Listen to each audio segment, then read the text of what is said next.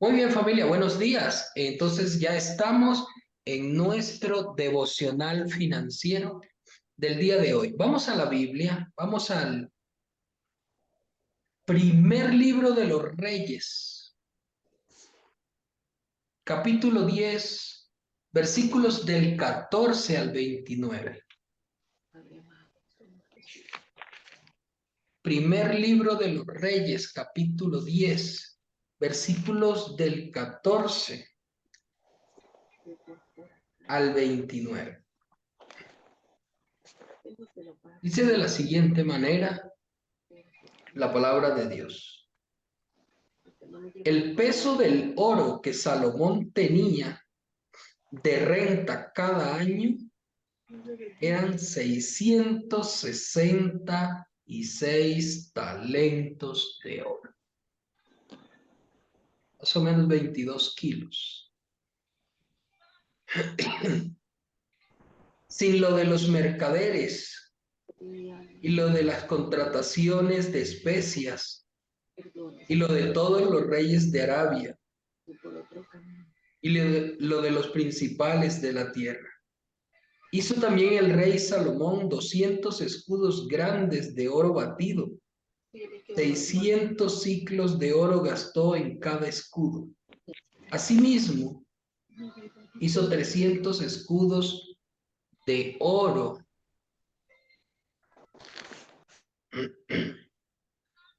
Perdón. 100 escudos de oro batido, en cada uno de los cuales gastó 3 libras de oro. Y el rey los puso en la casa del bosque del Líbano. Hizo también el rey un gran trono de marfil, el cual cubrió de oro purísimo. 6 gradas tenía el trono y la parte de atrás era redonda por el respaldo. Y a uno y a otro lado tenía brazos cerca del asiento, junto a los cuales estaban colocados 2 leones. Estaban también 12 leones puestos allí sobre las 6 gradas de un lado y de otro, y en ningún otro reino se había hecho un trono semejante al de Salomón.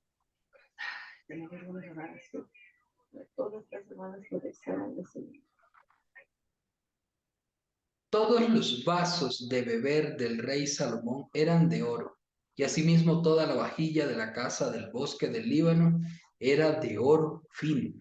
Nada de plata, porque en tiempos de Salomón la plata no era apreciada, porque el rey tenía en el mar una flota de naves de Tarsis con la flota de Irán.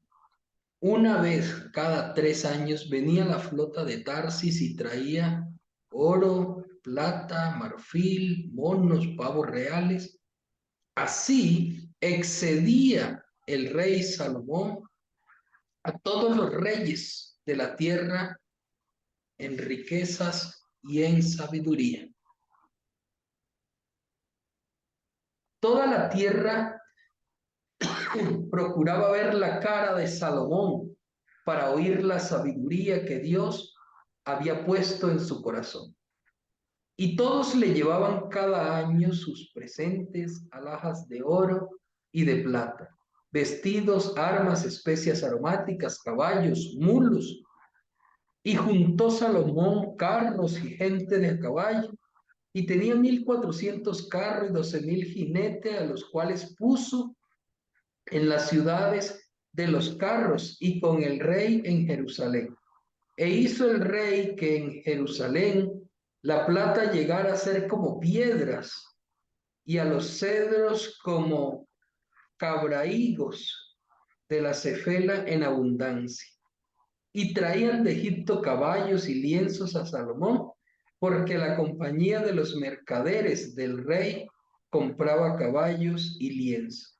Y venía y salía de Egipto el carro por 600 piezas de plata y el caballo por 150, y así los adquirían por mano de ellos todos los reyes de los heteos y de Siria. Muy bien, si nosotros prestamos mucha atención a este pasaje bíblico, nos cuenta un poco de las riquezas de Salomón, pero más adelante en otro pasaje vamos a encontrar a Salomón describiendo, o vamos a encontrar más bien en la Biblia, describiéndonos cuánto recibía Salomón anualmente.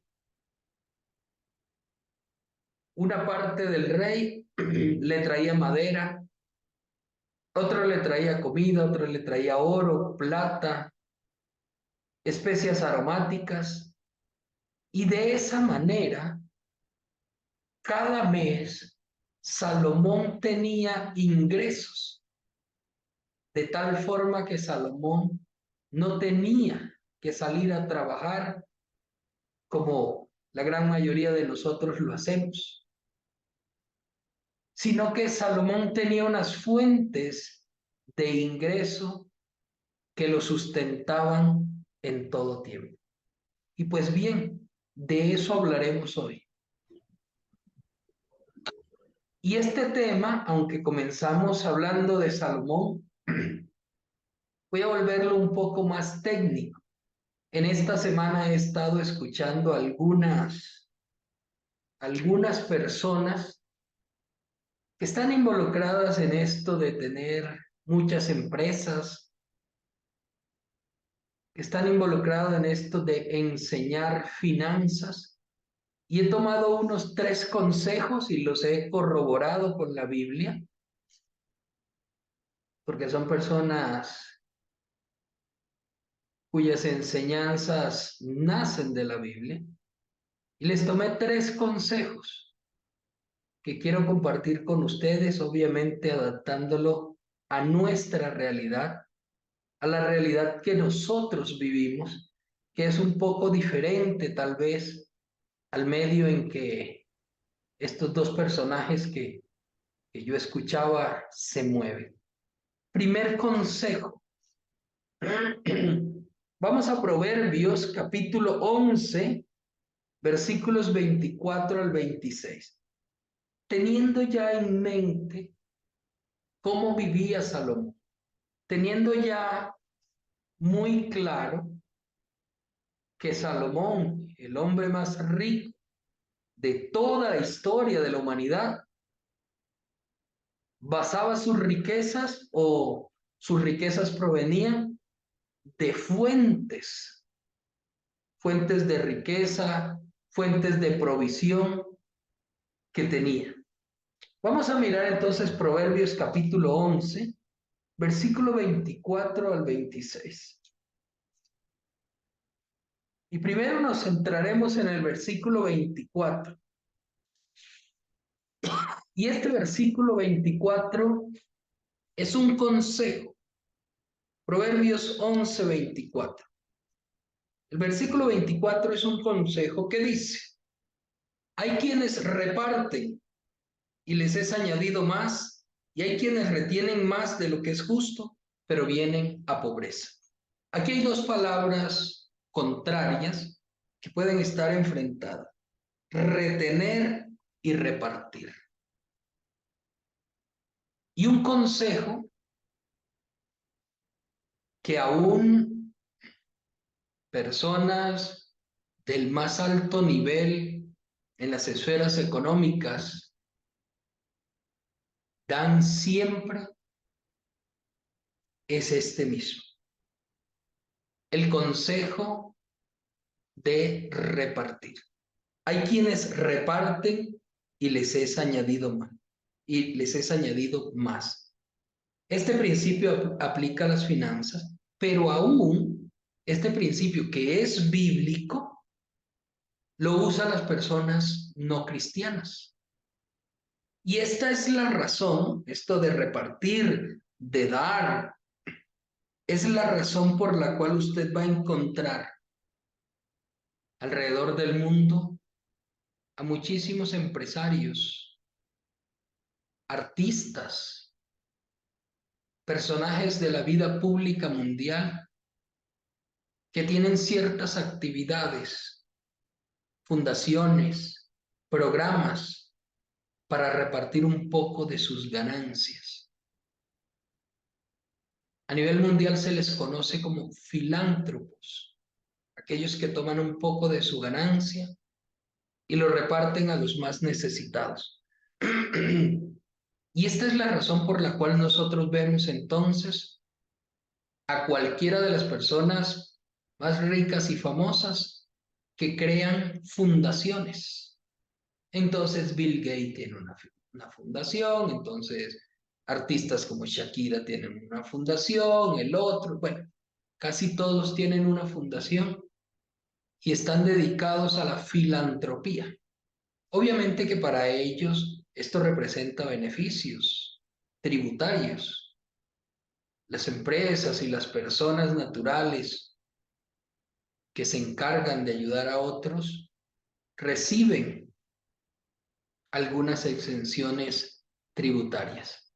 Pero más allá de esto, todo nace de un principio, el principio de repartir y no acaparar.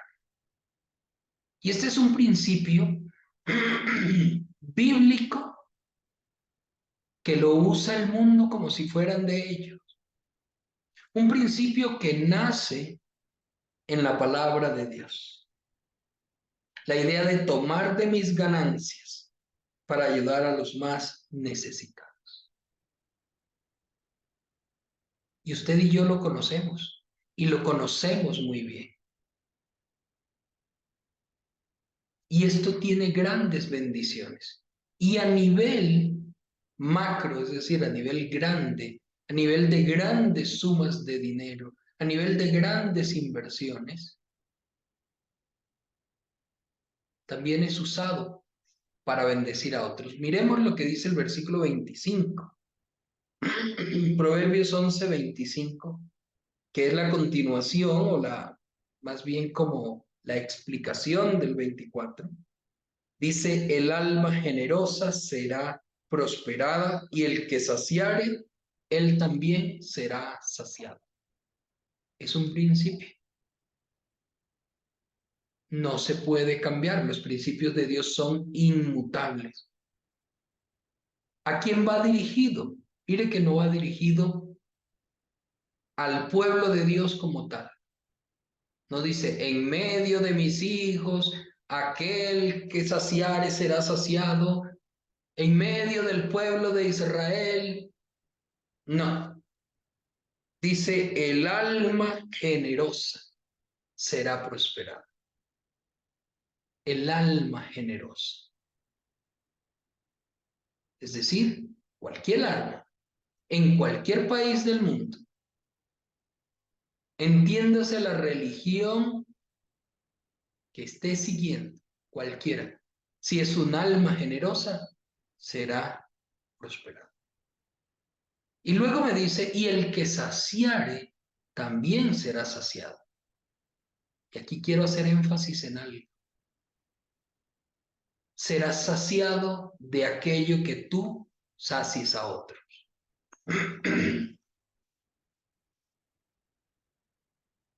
Sacias de sabiduría a otros, serás saciado de sabiduría. De amor, de cuidado, de aquello que tú sacies a otro, de eso serás saciado. Lucas 6:38, que es un versículo muy conocido para nosotros, nos enseña, dad y se os dará. Medida buena, apretada, remecida, rebosante, darán en vuestro regazo. Porque con la misma medida con que mides, te volverán a medir. Así que aún el mundo lo sabe, que el alma generosa será saciada. Que el que sacia a otros también será saciado. Que el alma generosa será prosperada. Y muchos entonces lo hacen. Y de hecho algunos hasta buscan el doble beneficio. Dan a otros, sacian a otros, para que Dios les sacie. Pero algunos van por el doble beneficio de buscar los descuentos o los incentivos tributarios que ofrecen las naciones. Versículo 26. Al que acapara el grano, el pueblo lo maldecirá. Recuerden que en el 24 hablábamos de retener. Al que acapara el grano, el pueblo lo maldecirá. Pero habrá bendición sobre la cabeza del quien lo vende. Acaparar, retener, nuevamente, no es de bendición. Aún en cuanto al dinero, aquel que quiere retener todo para sí, aquel que quiere que nada de lo que está en su mano se vaya, terminará siendo señalado por otros. Y este es el primer principio o el primer consejo. Pero tengo un segundo consejo y le voy a pedir que lo anote. Y tiene que ver con lo que hablábamos de Salomón. La riqueza de una persona no se mide por cuánto dinero tiene en sus cuentas de banco, en sus bolsillos, debajo de su colchón, enterrados en una caleta en el patio de su casa. La riqueza de una persona no se mide por cuánto dinero tiene guardado. Se mide por la cantidad de fuentes que llenan esas cuentas. La riqueza de una persona se mide por la cantidad de fuentes que llenan sus cuentas. Salomón decía, primer libro de Crónica de los Reyes, cuando leíamos,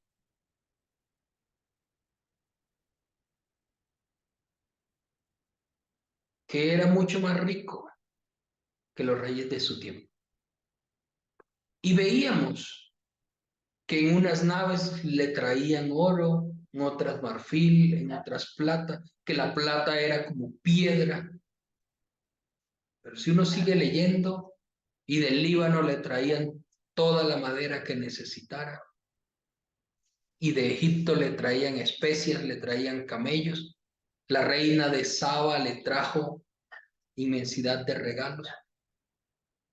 Y la pregunta entonces respecto a este consejo que quiero hacerles a ustedes es, ¿cuántas fuentes de ingreso tiene usted? Si la riqueza se mide por la cantidad de fuentes de ingreso que yo tengo, entonces le pregunto, ¿cuántas fuentes de ingreso tienes? Y seguramente que la mayoría tendremos que responder, mi única fuente de ingreso es mi salario. La fuente de ingreso que yo tengo es mi negocito o mi tiendita o mi pensión o jubilación. Pues bien, este consejo dice, cuantas más fuentes de ingreso tiene, más rico llegarás a ser. Por ponerle algunos ejemplos de la vida real y del ámbito mundial. Voy a ponerle con personajes que conocemos, por lo menos los hemos escuchado. Bill Gates, uno de los más ricos, ¿no? No el más rico, pero ahí está metido. Se incrementa su riqueza, pero de una manera asombrosa cada día. ¿Cómo lo hace? Él tiene una empresa llamada Microsoft. Estos hacen sistemas operativos para computadoras. Por cada sistema operativo Windows que se instala en cualquier computadora en el mundo, este hombre recibe ganancias. ¿Y sabe cuántas computadoras en el mundo trabajan con su sistema operativo? La gran mayoría. Millones y millones y millones. Solo por ponerle un ejemplo, porque hay otras fuentes de ingreso de las cuales él recibe.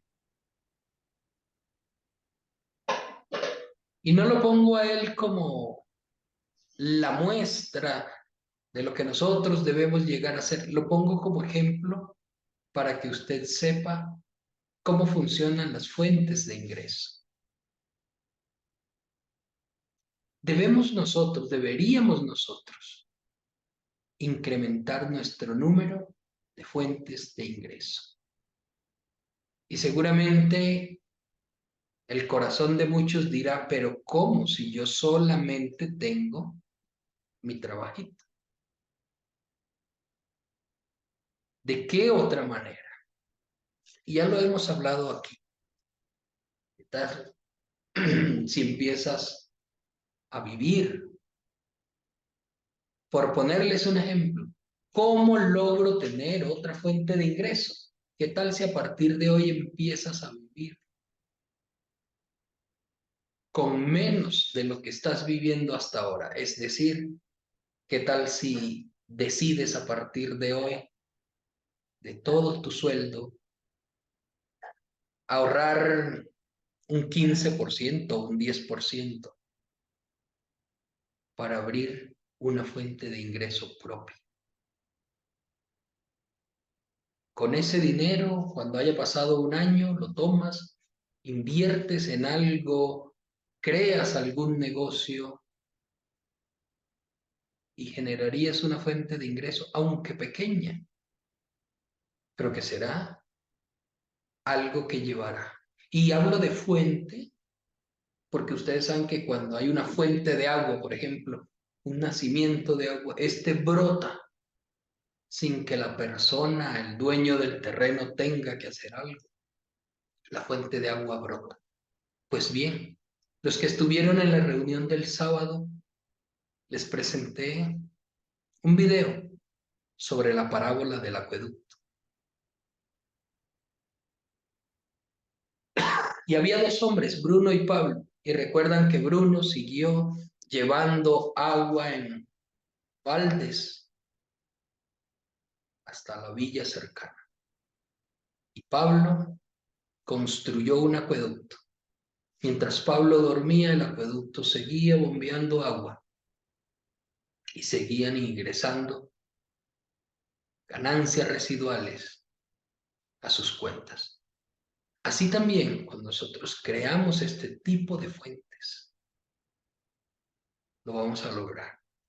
Por ponerle otro ejemplo, bueno, para algunos será conocido, para otros no, pero también está dentro de los tal vez 10 hombres más ricos del mundo. Amancio Ortega. ¿Quién es Amancio Ortega? Se dedica al sector de las confecciones. Para que usted conozca un poquito, tenga una idea, dueño de tiendas Saras, Stradivarius y otras más que no le sé los nombres. Cada vez que usted compra una prenda en esos almacenes, al bolsillo o a las cuentas de Amancio Ortega, llegan cierta cantidad de dólares. Pero al día, ¿cuántas personas comprarán en el mundo, en sus almacenes, cuántas prendas? De tal manera que él en este momento puede estar en las Islas Canarias y siguen ingresando ganancias a sus cuentas. Salomón lo hacía. De hecho, es más, Salomón se volvió muy vago, demasiado vago, por esta gran cantidad de riquezas. Y la Biblia también nos muestra. Yo quiero que lo volvamos a ver, primer libro de Reyes, porque este puede ser un error en el que algunos pueden llegar a caer.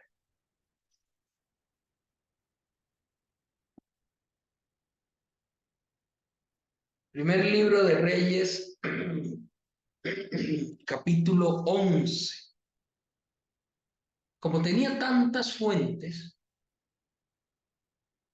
se descuidó de todo esto y hasta se descuidó de su Dios. Y esto les muestro como advertencia también.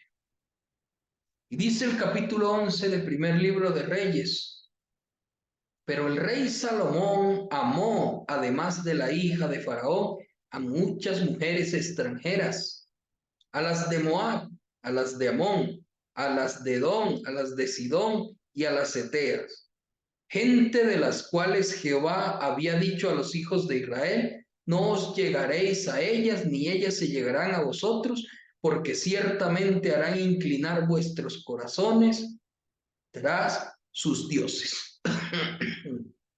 Pues a estas se juntó Salomón con amor y tuvo 700 mujeres reinas y 300 concubinas, y sus mujeres desviaron su corazón.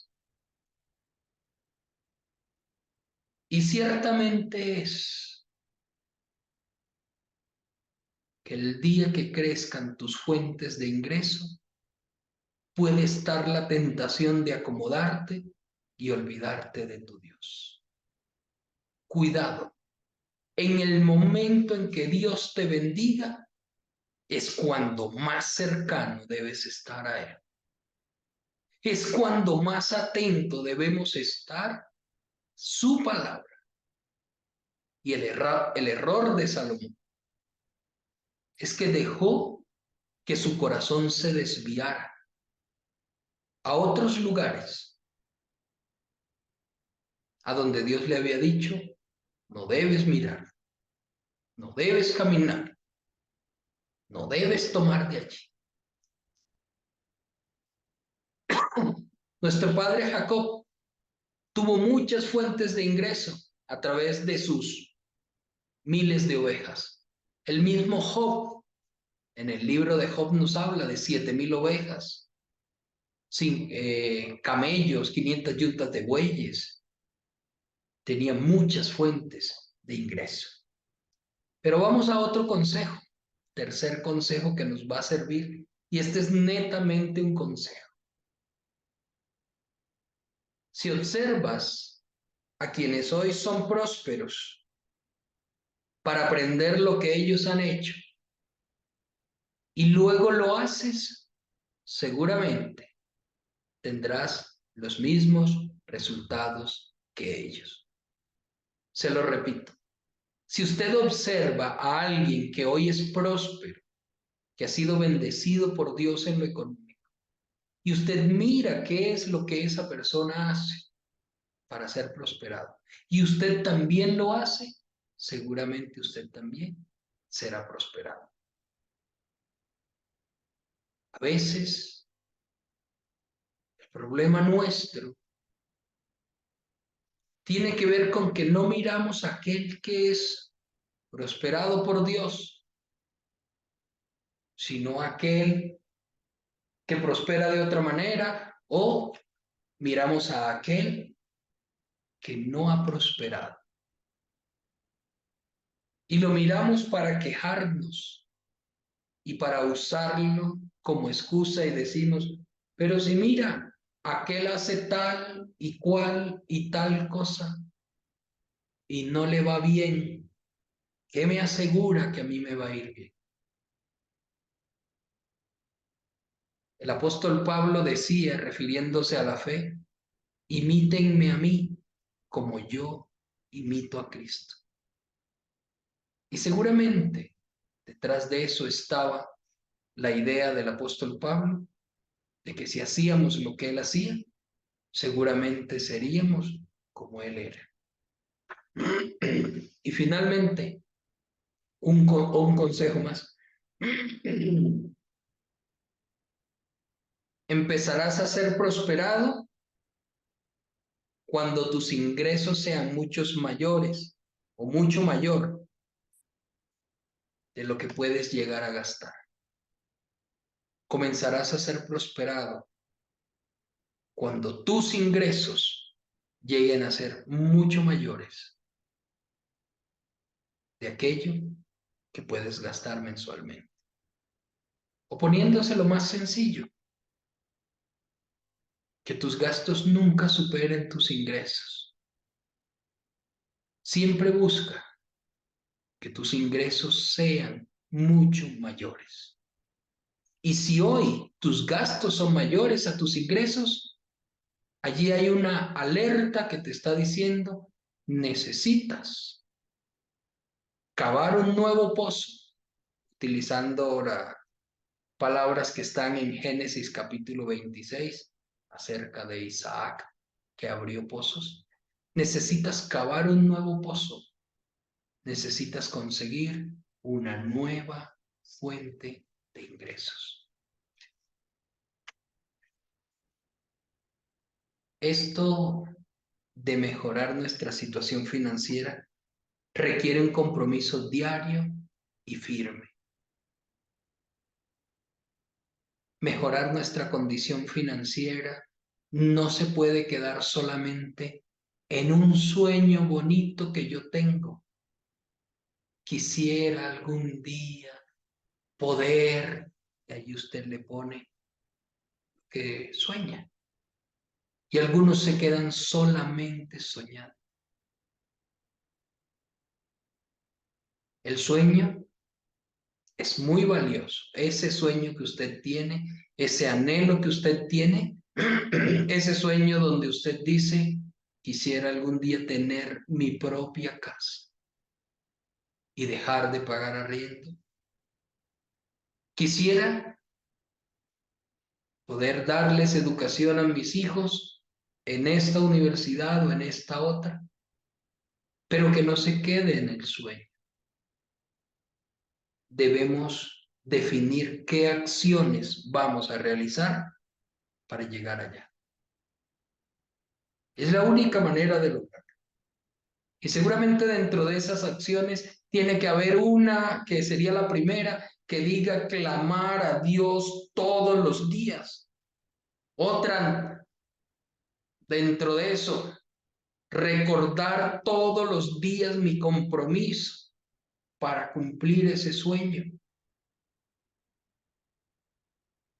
Y luego actividades, acciones que voy a realizar. Ahorraré todos los meses tanto. Cada 6 meses abriré una nueva fuente de provisión para mí.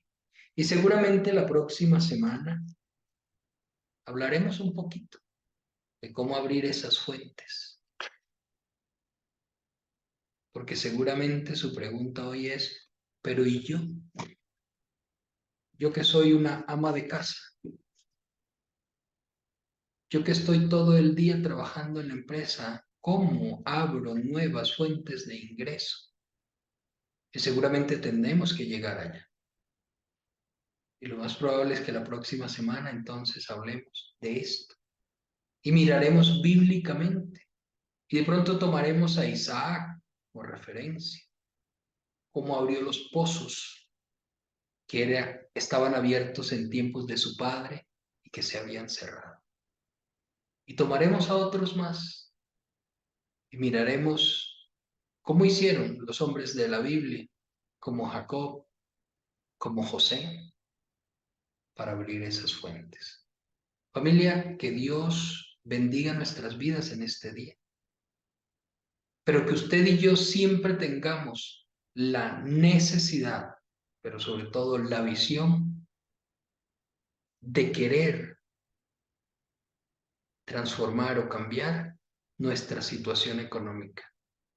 Siempre buscando la dirección de Dios en este aspecto. Nunca lejos de Él, siempre muy cercanos.